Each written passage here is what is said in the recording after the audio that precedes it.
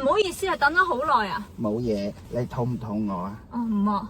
咁而家你想點啊？咁啊，傾下先咯，因為我第一次相睇都冇咩經驗噶，即係啱啱嘴型，啱嘴型嘅話係一齊，唔啱嘴型嘅話咁我唔強求啦。唔好意思啊，你可唔可以講慢啲啊？為咩呢？因為我唔係廣東人，我聽唔明你講乜春啊！得，咁你而家有咩想了解啊？問咗先啦。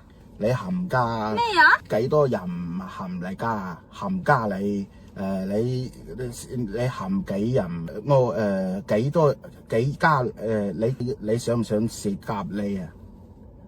你唔好諗錯夾你，我唔係廣東人，講廣東話就乜乜地，聽就 no problem 喎。你冚家得啦，我屋企3個人，邊3位啊？我老豆，我老母，咁仲有1位係我唔係人啊！真係估你唔到啊！講心嗰句，我啱啱個腦啊立亂，睇到你有太過之